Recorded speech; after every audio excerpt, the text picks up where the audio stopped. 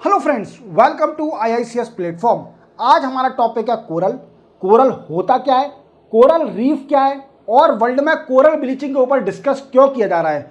तो इसी से क्वेश्चन बनता है कि कोरल ब्लीचिंग क्या है और इंडिया में किस लोकेशन पर कोरल पाया जाता है, और इसके बारे में हम डिटेल में जानेंगे कि कोरल कितने प्रकार के होते हैं। तो चलिए लेक्चर स्टार्ट करते हैं। कोरल कोरल क्या होते हैं? कोरल एक लिविंग एनिमल हैं जो कि ओशियन के फ्लोर से अटैच होते हैं और इनके टिनी हैंड रहते हैं जिससे वो अपना फूड को पकड़ते हैं और अपने माउथ में स्वैप कर लेते हैं। कोरल कोरल को हम फॉलिप्स भी बोलते हैं और ये एक ग्रुप में रहते हैं 1000 और 100 जेनेटिकली आइडेंटिटी फॉलिप्स जो कि ग्रुप में रहते हैं, जिसको हम कॉलोनी बोलते हैं। दोस्तों, कोरल को दो में क्लासिफाइड करा जाता है। पहला होता है सॉफ्ट कोरल और दूसरा होता है हार्ड कोरल। अब हार्ड कोरल होता क्या है? तो मेरे दोस्तों, ये 3 डायमेंशनल स्ट्रक्चर है जो कि बनता है स्केलेटन ऑफ फॉलिप्स। फॉलिप्स क्या था, जिसको हम कोरल भी बोलते हैं और फॉलिप्स भी बोलते हैं। क्या होता है कि जब फॉलिप्स मर जाते हैं तो वो अपने पीछे एक स्केलेटन छोड़ जाते हैं और उसी के ऊपर दूसरा फॉलिप्स, दूसरा कोरल आता है और ये प्रोसेस चलती रहती है जिससे कि हार्ड स्ट्रक्चर बन जाता है स्केलेटन का, और वो स्केलेटन बनता है made up of lime stone. और हम एक और बात जानेंगे, वर्ल्ड में सबसे बड़ा कोरल जो ग्रेट बैरियर रीफ जो कि ऑस्ट्रेलिया में है, और इसका एग्जिस्टेंस, कोरल का एग्जिस्टेंस माना जाता है कि 450 मिलियन ईयर से इसका एग्जिस्टेंस है। और ग्रेट बैरियर रीफ जो कि 2000 किलोमीटर तक फैला है, तभी तो बोलते हैं कि सबसे बड़ा बैरियर जो कोरल रीफ है वो ऑस्ट्रेलिया में है। और इसको हम rain forest of the sea भी बोलते हैं। We can say that evergreen forest of the ocean, ocean भी बोला जाता है। अब हम जानेंगे कि कोरल का सिग्निफिकेंस क्या है। जैसे कि आप मेरे पीछे देख पा रहे होंगे कि कोरल के अंदर कई सारे मैरिन में क्रूशियल रोल प्ले करता है। क्यों क्रूशियल रोल प्ले करता है?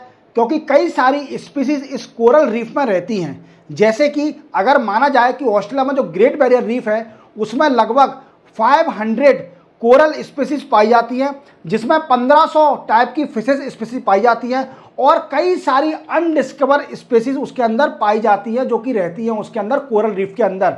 देखा जाए मेरे दोस्तों तो ये कोरल कम से कम हमें गुड्स एंड सर्विस जिसकी वर्थ है $375 बिलियन हर साल देता है। मींस इकोनॉमिकल वर्थ इसकी बहुत ज़्यादा है, क्योंकि हर साल $375 billion worth of goods and service provided by coral reef to the human. Coral की और क्या इंपॉर्टेंस है? देखिए दोस्तों, अभी देखा जाए एट प्रेजेंट तो 500 मिलियन, समझ रहे हो आप, 500 million people depend on coral reef for food, for fish और अदर इकोनॉमिकल एक्टिविटीज। और दूसरी बात देखा जाए तो कोरल रीफ हमें नेचुरल डिजास्टर से बचाता है। नेचुरल डिजास्टर कौन से? आप जानते हो कि साइक्लोन हो गए, स्टॉर्म हो गए, वेव्स हो गए, जो कि प्रॉपर्टी और ह्यूमन की लाइफ को लॉस करता है। अब ये कोरल रीफ करता क्या है? तो मेरे दोस्तों, 97% of energy from the waves, storm, cyclone ये एब्जॉर्ब कर लेता है, जिससे कि ह्यूमन का लॉस, प्रॉपर्टी का लॉस बच जाता है। तो आप समझ गए होंगे कोरल रीफ का कितना सिग्निफिकेंस है हमारे आज के युग में। अब हम जानेंगे टाइप ऑफ कोरल। तो देखो, 4 टाइप के होते हैं कोरल। पहला होता है फ्रिंजिंग कोरल और दूसरा अपन 2 टाइप को भी समझेंगे। नेक्स्ट अपन 2 टाइप समझेंगे। सबसे पहले अपन 2 टाइप समझते हैं कि फ्रिंजिंग रीफ क्या होता है। देखो, जैसा कि आप देख रहे होंगे, फ्रिंजिंग रीफ ये उगता है, मतलब ग्रो करता है कहाँ पर? In the near of coastal area of the island and continent. Means continent के, जैसे ये कोस्टल एरिया है, coastal area, and these are the fringing reef, fringing reef. ठीक है, ये कहाँ ग्रो हो रहा है? It is grow near the coastal area of the island और कॉन्टिनेंट। ठीक है, अब ये सेपरेट होता है, सेपरेटेड बाय लगून। अब लगून सर होता क्या है? तो आपको डायग्राम के थ्रू समझाता हूं मैं। लगून देखो, ये ओशियन, क्या है दोस्तों? ओशियन। और ये coastal area, these are the coastal area of the continent और द आइलैंड। ठीक है, अब यहां पर कोई वाटर बॉडीज बनी है, these are the body of water, पानी की वाटर बॉडी है। ठीक है, अब ये सेपरेटेड है ओशियन से by narrow land, narrow land. तो we can easily see that's ये ओशियन से अलग ही सेपरेट लग रही है बिल्कुल। These are the lagoon. समझ गए मेरी बात को? समझ गए? ओशियन पर कोई ऐसी लैंड जो कि सेपरेट हो जाए ओशियन से by narrow land, that is called a lagoon. समझ में आ गया?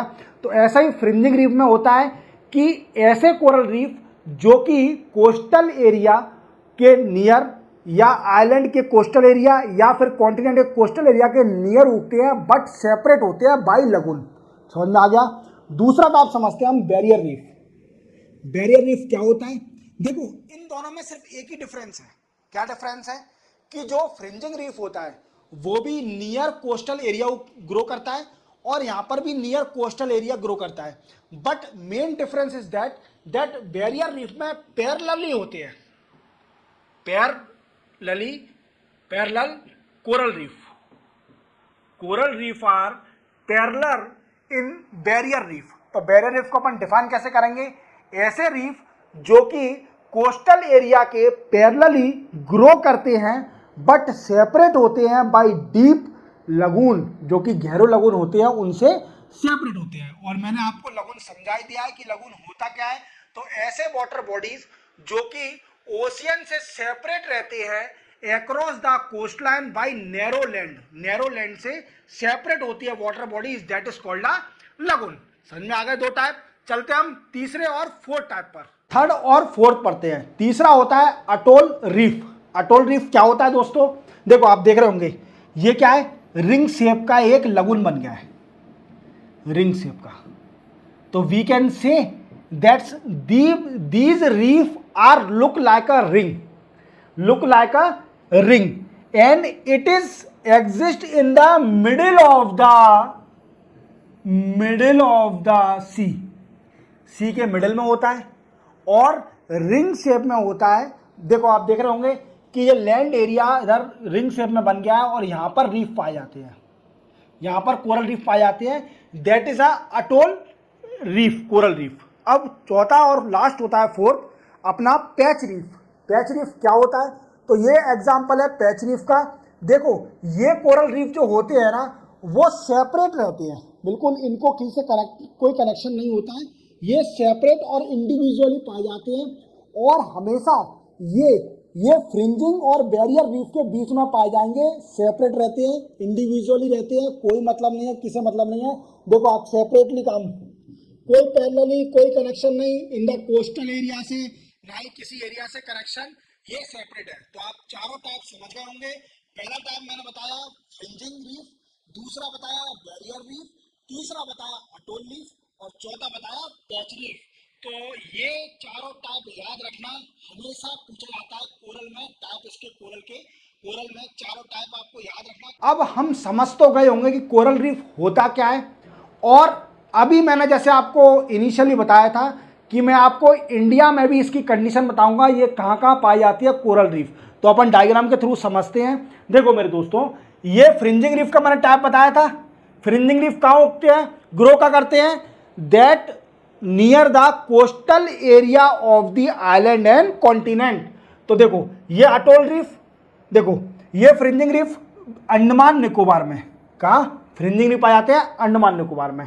Then after fringing reef gulf of Mannar में, गल्फ ऑफ मन्नार और श्रीलंका में। तीसरा लक्षद्वीप, लक्षद्वीप आइलैंड में अटोल रीफ, याद रखना लक्षद्वीप पूरा आइलैंड कोरल रीफ से ही बना है, ये भी बात याद रखना, कोरल रीफ से बना है। पर कौन से coral reef? Atoll coral reef. यहां पर फ्रिंजिंग कोरल रीफ नहीं पाया जाता, अटोल कोरल रीफ पाया जाता है। समझ में आ गया? Then after Mumbai Goa coastal area और गल्फ ऑफ कच्छ में फ्रिंजिंग रीफ। तो अपन को कितना क्लियर हो गया कि हमारे इंडिया में मोस्टली फ्रिंजिंग रीफ पाया जाता है, अटोल रीफ सिर्फ ओनली लक्षद्वीप में पाया जाता है और लक्षद्वीप आइलैंड पूरा कोरल रीफ से बना हुआ है। तो क्लियर हो गया इंडिया में कोरल रीफ कहाँ पाया जाता है। तो आपको क्वेश्चन आ जाएगा तो आपको याद रहेगा। अब हम समझेंगे कोरल ब्लीचिंग, जो कि वर्ल्ड में बड़ा डिस्कस किया जा रहा है कि कोरल ब्लीचिंग होता क्या है। तो आपको इसको समझने से पहले आपको एक अलगी के बारे में जानना पड़ेगा। एक अलगी है जो कि कोरल में रहती है, इसको बोलते हैं जूज़ैंथली। क्या बोलते हैं? जूज़ैंथली एक अलगी पाई जाती है कोरल में। अब ये करती क्या है? तो पहले इसको समझ लीजिए, कोरल और जूज़ैंथली अलगी में सिम्बोटिक रिलेशन होता है। सिम्बोटिक रिलेशन क्या, कि तू मुझे दे मैं तुझे दूंगा, तू मुझे दे, रेसिप्रोकल रिलेशन, मतलब अदला बदली, कि तुम मुझे कुछ बेनिफिट दोगे मैं आपको कुछ बेनिफिट दूंगा, आप मुझे बेनिफिट दो मैं आपको कुछ बेनिफिट दूंगा। समझ में आ गया। अब ये कोरल और अलगी करते क्या है, देखो सबसे पहले कोरल जूज़ैंथली जो अलगी है इसको जगह देता है रहने के लिए अपने पास में। समझ में आ गया कि आप मेरे पास में रहिए। अब इसके बदले कोरल को कुछ ना कुछ तो लेना पड़ेगा, तो कोरल को वो एहसान फरामोश तो नहीं है अलगी जूज़ैंथली, तो जूज़ैंथली जो है वो इसके बदले कोरल को ऑक्सीजन देती है, ओके, और ऑर्गेनिक फूड देती है फॉर फोटोसिंथेसिस, और इनका सिम्बोटिक रिलेशन होता है। और इसका मेन काम आपको पता हो कि आपने देखा हो जितने भी कोरल है वो इतने कलरफुल क्यों होते हैं, कोई रेड है कोई ब्लू है, तो ये कलर देता है जूज़ैंथली अलगी। अलगी क्या होता है कि एक प्लांट लाइक ऑर्गेनिज्म होते हैं, प्लांट जैसे ऑर्गेनिज्म इसके टिश्यू में, इसके जूज़ैंथली अलगी के अंदर टिश्यू के अंदर प्लांट जैसे ऑर्गेनिज्म होते हैं, और ये कोरल को कलरफुल बनाता है, तो ये कोरल को कलरफुल बनाता है। अब क्या हो रहा है कि कोरल ब्लीचिंग होता क्या है, देखो मैंने आपको समझा दिया कि कोरल और अलगी में सिम्बोटिक रिलेशन है, ये दोनों अदला बदली करते हैं किसकी, खाने की, या फिर ये देगा रहने के लिए जगह तो ये देगा इसको कोरल को फूड एंड अदर थिंग। अब इन दोनों का सिम्बोटिक रिश्ता टूटते जा रहा है कोरल ब्लीचिंग के कारण। अब हम समझेंगे किस कारण इन दोनों का रिश्ता बिगड़ते जा रहा है, ये क्यों अलग होते जा रहे हैं, इनकी जो प्यार मोहब्बत है वो अलग होते जा रही है, और उसको एक टर्मिनोलॉजी दे दी है कोरल ब्लीचिंग। क्लियर। अब देखो दोस्तों कोरल ब्लीचिंग होता क्या है, देखो ये जो कोरल होते हैं वो बहुत सेंसिटिव होते हैं लाइट से और टेम्परेचर से। मीन्स अगर टेम्परेचर थोड़ा भी बढ़ा या फिर लाइट थोड़ी भी बढ़ी तो इनका सिम्बोटिक रिलेशन टूटने लगता है, मीन्स इनकी प्यार मोहब्बत टूटने लगती है, किसकी, अलगी की और कोरल की। जूज़ैंथली जो अलगी है इनका जो सिम्बोटिक रिलेशन है वो टूटने लगता है, और अगर ये सिम्बोटिक रिलेशन टूटने लगा तो क्या होता है, कोरल का कलर डल होते जाता है। मींस मैंने आपको बताया था जैसे अलगी जो जूज़ैंथली है वो कोरल को कलर देता है, जैसे रेड ब्लू इतने भी कलर आप देख रहे होंगे कोरल में, ओशियन के अंदर जो आप कोरल देखते होंगे कलरफुल कोरल पाए जाते हैं, वो उसके पीछे रीजन है जूज़ैंथली अलगी का, जो कि साथ में रहती है कोरल के। ओके, अब ये सेपरेट होते चले जाते हैं, जिससे अगर टेम्परेचर बढ़ा, थोड़ा भी स्ट्रेस बढ़ा, टेम्परेचर बढ़ा या फिर लाइट बढ़ी तो वो जूज़ैंथली अलगी को सेपरेट करने लगता है कोरल, जिससे कि वो व्हाइट पड़ने लगता है कोरल, उसका कलर चला जाता है और कुछ टाइम बाद मर भी सकता है। पर क्या होता है कि कोरल के बहुत we can say that's a self correction coral है, मीन्स अपने आप को खुद ही रिप्रोड्यूस कर सकता है कोरल अगर कंडीशन सड़ जाती है तो। देखो सेपरेट जैसे अपन डायग्राम में देख पा रहे होंगे, ये व्हाइट कलर का हो गया, देन आफ्टर ये डाई हो गया, ये मर गया। मीन्स यहां पर जो अलगी थी वो सेपरेट हो गई, और then after the stretch will continue, then it will die off coral मर गया, that is called a coral bleaching. समझ में आ गया। The breaking of symbiotic relation between coral and zooxanthellae algae, that is called a coral bleaching. what is the reason behind it? The reason is only of increasing the temperature and other lighting, because coral are sensitive to light and temperature. अब हम जानेंगे कुछ report जानेंगे कि coral bleaching क्यों हो रहा है, मतलब कुछ रिपोर्टों का क्या कहना है। देखो ये एक रिपोर्ट आई थी जिसने कन्वर्सेशन ने पब्लिश करी थी रिपोर्ट, और बोला था कि अटलांटिक, इंडियन ओशियन और पैसिफिक ओशियन में कोरल ब्लीच हो रहा है। व्हाट आई से, कोरल ब्लीचिंग हो रही है due to changing of the temperature. और सबसे पहला केस जो कि कोरल ब्लीचिंग का आया था वो आया था 1998 में, जिसमें 20% वर्ल्ड की रीफ एरिया वो ब्लीचिंग लेवल हीट स्ट्रेस के कारण ब्लीच होते जा रहा था। समझ रहे हो आप मेरी बात। 1998 में फाइंड आउट करा गया पहला केस कि 20% वर्ल्ड का रीफ है वो ब्लीच हो चुका है due to increasing the temperature और हीट बढ़ने के कारण। देखो मैंने आपको बताया कोरल बहुत सेंसिटिव है टू द टेम्परेचर और हीट। और दूसरी केस कब आया जो नेक्स्ट ग्लोबल आया था बीच अकॉर्डिंग 2010 में आया था, जिसमें 35% 35% बीच रीफ अफेक्टेड कर रहे थे, coral reef 35% coral reef affected in that was found in 2010। मतलब दूसरा केस पता करा गया दूसरी रिपोर्ट के अनुसार कि 35% of coral reef are affected in 2010, जिसमें बोला गया।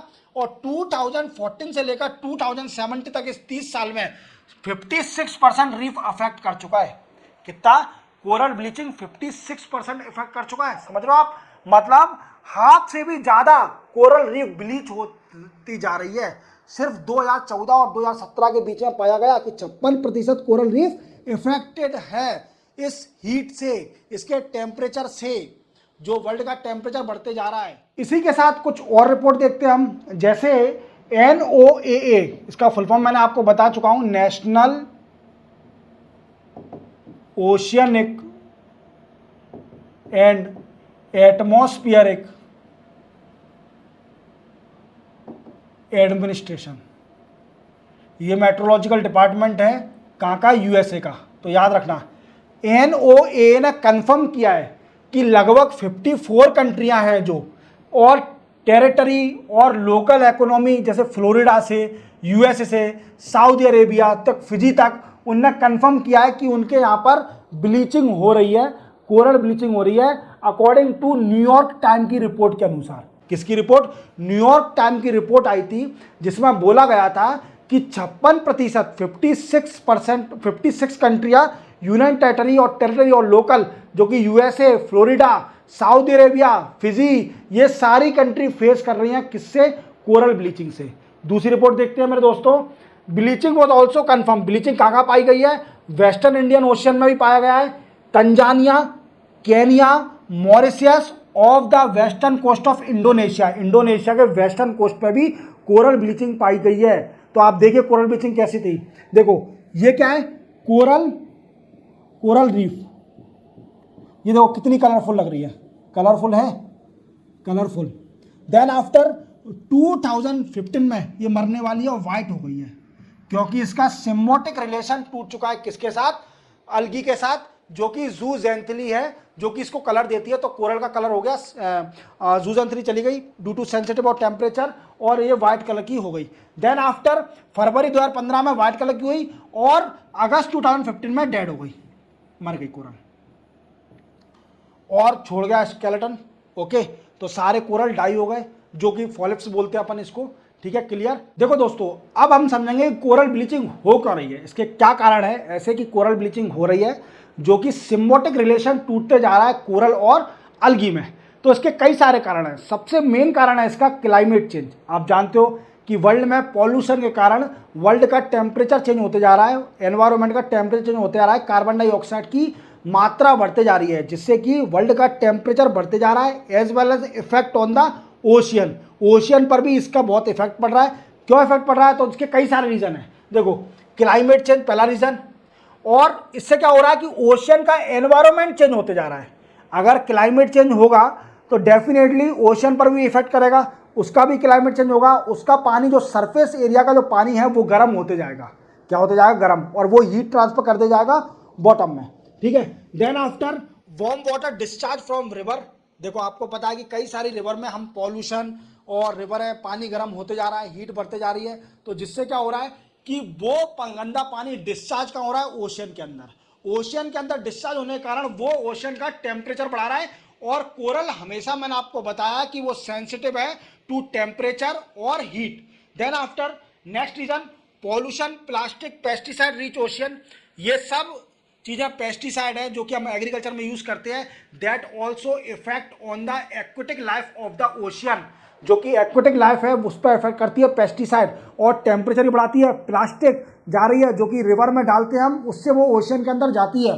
Then after leakage of oil from ship. आप जानते हो कि हम या दूसरी कंट्री ऑयल को इंपोर्ट करते हैं डिफरेंट कंट्री से, और इंपोर्ट कैसे होता है? शिप के थ्रू इंपोर्ट होता है। देन आफ्टर शिप में कभी कभी लीकेज हो जाता है और वो ऑयल ओशियन के अंदर चला जाता है, that also effect on the aquatic life of the ocean. ठीक है, then after increase water level on ocean. जब हीट बढ़ेगी तो ग्लेशियर भी, देखिए ग्लेशियर पिघलना स्टार्ट हो जाएंगे, और ग्लेशियर पिघलेंगे तो रिवर का वाटर लेवल बढ़ेगा, रिवर का वाटर लेवल बढ़ेगा तो रिवर तेजी से समुद्र में ज़्यादा पानी जाएगा, और समुद्र में ज़्यादा पानी डिस्चार्ज होगा तो ओशियन का भी वाटर लेवल इंक्रीज हो जाएगा। क्लियर? ये इसके कारण है कोरल ब्लीचिंग के।